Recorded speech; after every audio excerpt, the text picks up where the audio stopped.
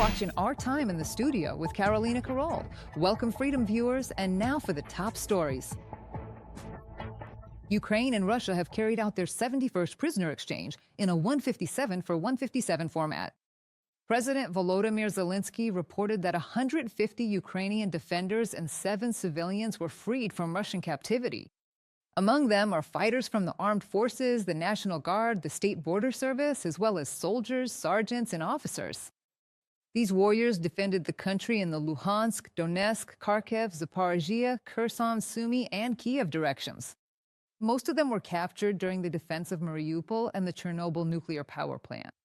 In addition, it was possible to bring home Ukrainians who had been illegally convicted. The former prisoners will undergo a full medical examination and receive assistance with physical and, of course, psychological rehabilitation. Today, an exchange took place. I congratulate the families who have welcomed their loved ones home. This is very good. 157 Ukrainian soldiers have returned home.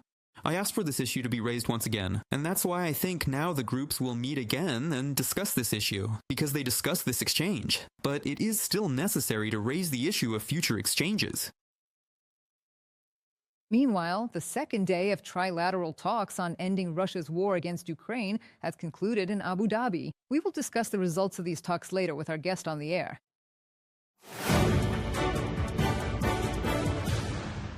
Two people were injured in Kyiv as a result of a Russian drone attack last night. Both elderly women were hospitalized.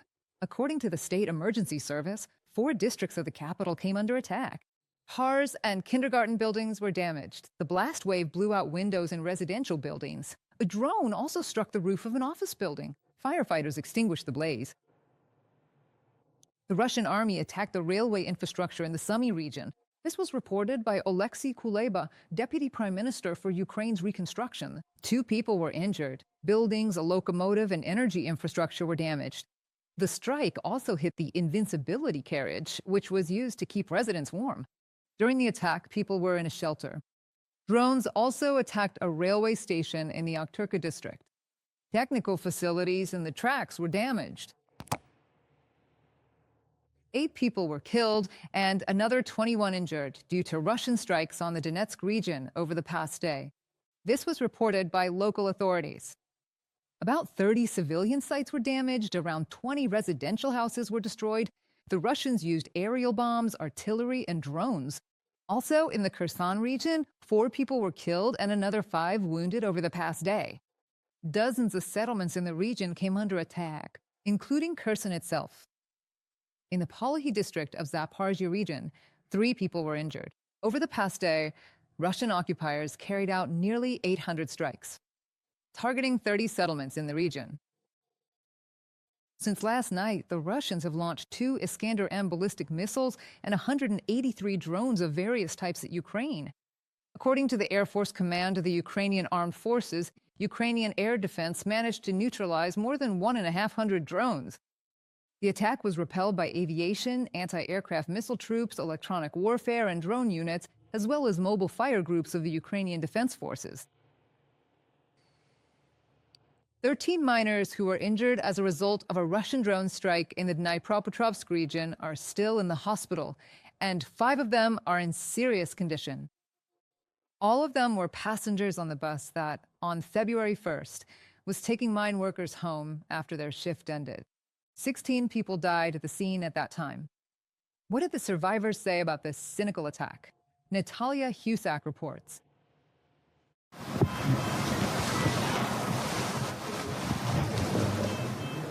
I was heading home when an explosion hit right next to the bus. Everyone was shaken. Those who could jumped out the windows. 22-year-old Dmitro, along with other miners, was heading home on the company bus after his shift on the evening of February 1st. He recalls that as they were passing by a gas station, a Russian attack drone suddenly exploded right next to him. The bus lost control and crashed into a fence. Many of his colleagues were injured. Fortunately, Dmitro was not seriously hurt and started helping those who needed it. The bus started burning from the driver's side.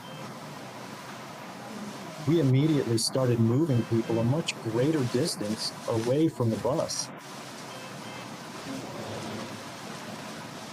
But the second one came back. The second attack drone targeted the people who were already outside. Dmytro was among them.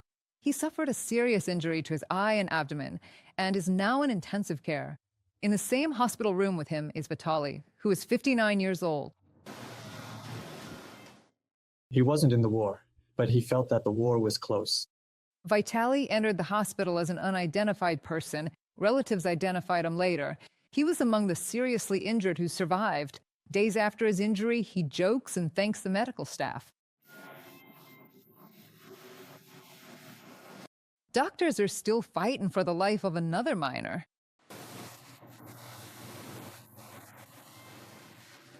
Denis is critical. His abdomen is damaged with shrapnel in his chest and head. After several surgeries, he just woke up today and spoke. Russian drones hit a bus of miners around 5 p.m. February 1st. 16 people died at the scene and 13 are in hospitals. The attack was deliberate and intentional, according to Ukraine's Ministry of Defense, since the drone operators saw the civilian target in real time and still chose to strike it. Natalia Husak, Volodymyr Stunzlov, reporting for Freedom TV channel. The Defense Forces carried out a series of strikes, including with Flamingo missiles, on the Kapustin Yar training ground in the Astrakhan region. This is in Russia, from where the Russians launch Orshnik missiles. The information was confirmed by the General Staff of the Armed Forces of Ukraine. The strikes hit the hangars where pre-launch preparations for intermediate-range intercontinental ballistic missiles take place. According to available information, some buildings on the training ground sustained varying degrees of damage. One of the hangars was destroyed, and part of the personnel was evacuated.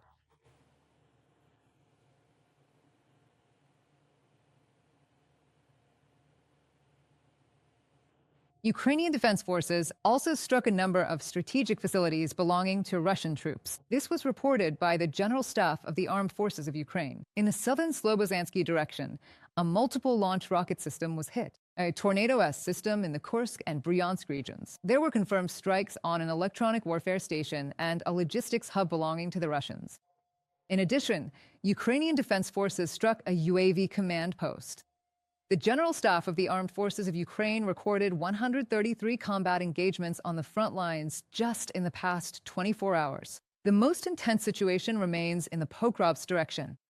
There, Ukrainian defenders repelled 29 assaults by Russian occupiers. Another 17 attacks were repelled on the Heliopol bridgehead, 13 in the Sloviansk direction, and 10 in the Kostantinivka direction.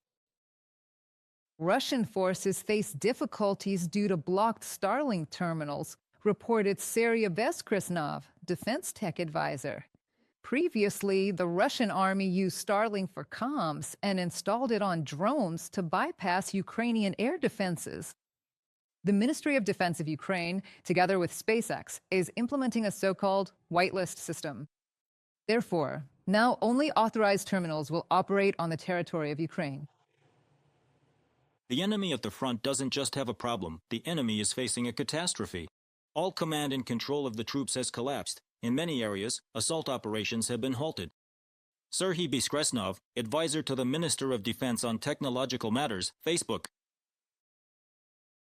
In the last day, Ukraine's defense force has killed 770 Russian occupiers, according to the General Staff of the Armed Forces.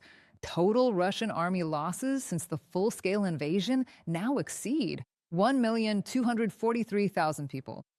In addition, 5 machine guns for armored vehicles, 60 artillery systems, 2 multiple rocket launchers, as well as 200 units of enemy automotive and special equipment were destroyed.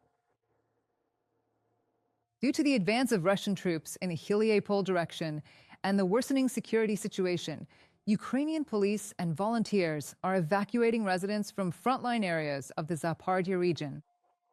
The villages of Tavrychsk and Yerkivka are located just 14 kilometers from the front line and are under constant shelling. The Russian army is using guided aerial bombs, multiple rocket launch systems, and drones. People are being evacuated from backup locations. Watch the report.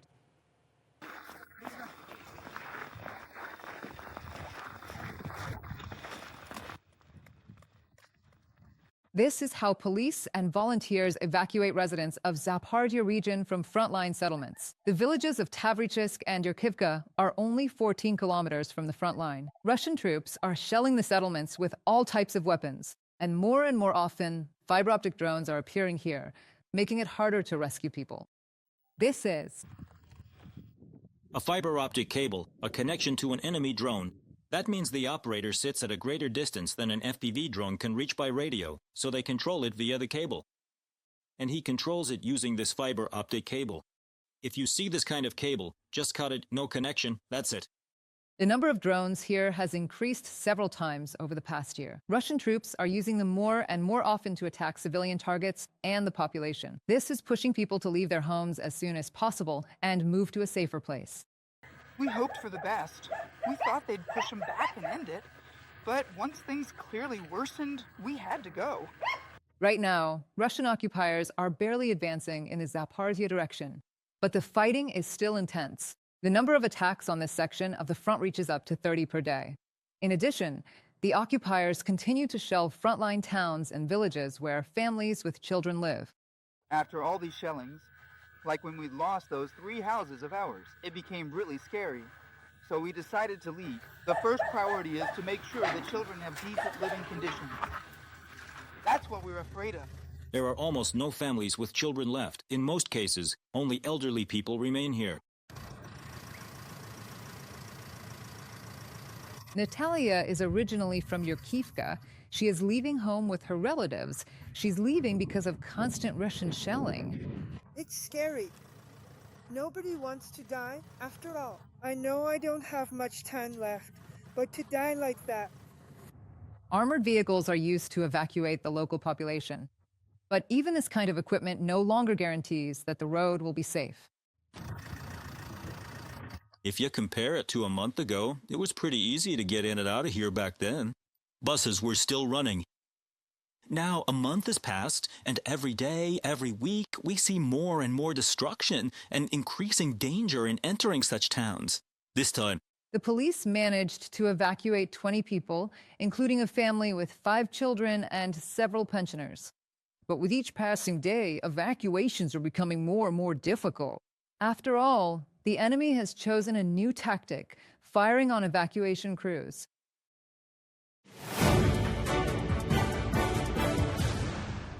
Now for the topic I promised to discuss in more detail. Another round of trilateral talks on ending Russia's war against Ukraine has concluded in Abu Dhabi. On the second day, as reported by National Security and Defense Council Secretary Rustam Umarov, the parties worked in the same format as before: trilateral meetings, separate group discussions, and the subsequent synchronization of positions. The head of the office of the president of Ukraine, Kyrylo Budanov, told RBC Ukraine that the negotiations were truly constructive. He also thanked the United States and the United Arab Emirates for their excellent organization and mediation. Polish Prime Minister Donald Tusk has arrived in Kyiv. He was met at the railway station by Ukraine's Minister of Foreign Affairs, Andriy Sybiha. Together with President Volodymyr Zelensky, Donald Tusk paid tribute to the fallen Ukrainian defenders, both men and women. Announcing his visit to Ukraine, Tusk noted that his arrival in Kyiv was no coincidence. Poland's Minister of Finance and Economy, Andrzej Domański, is accompanying him to prepare for the global conference on Ukraine's reconstruction. Energy cooperation, joint weapons production, and post-war reconstruction of Ukraine. These were the main topics of the meeting between Ukrainian President Vladimir Zelensky and Polish Prime Minister Donald Tusk in Kyiv. Warsaw is preparing its 47th package of military aid for Ukraine. The transfer of several Polish MiG-29 fighter jets is also expected. In addition, in 2026, a conference on the reconstruction of Ukraine will be held in Gdansk. This is an event that I am sure will be held at a high level in Poland this year. And we expect it to be a very substantive conference with truly strong results. The conference is a global event that'll take place in Gdansk, my hometown. Of course, it may not seem that significant, but I am personally committed to this cause. I am confident that this conference will be in the spotlight. It's not just about positive emotions, but also about joint projects. President Zelensky and I have agreed that we will discuss this with our international partners. Not only will we discuss plans, but we will also sum up the initial results. Washington will continue to provide Kyiv with offensive weapons until a peace agreement is signed. This was stated by the U.S. Permanent Representative to NATO, Matthew Whitaker, on Newsmax TV. And according to him, this was necessary. Ukraine needs this, first of all, for air and missile defense, and secondly, to continue the fight and ensure that Russia cannot occupy the country and that the European continent does not face a new invasion. Whitaker also emphasized that the U.S., as part of NATO, sees the need to maintain unity, the coalition, and to strengthen its allies. NATO Secretary General Mark Rutte, during his visit to Ukraine, was accompanied by Ukraine's Minister of Foreign Affairs, Andriy Sybiha. They visited the Chernihiv region. On social network X, the Secretary General of the alliance wrote that he visited the basement of a school in the village of Yehidne, where in 2022, Russian troops held the local population for a month. He shared that the residents of Yehidne told him how they survive under wartime conditions. Rutte also saw how the armed forces of Ukraine counter Russian drones.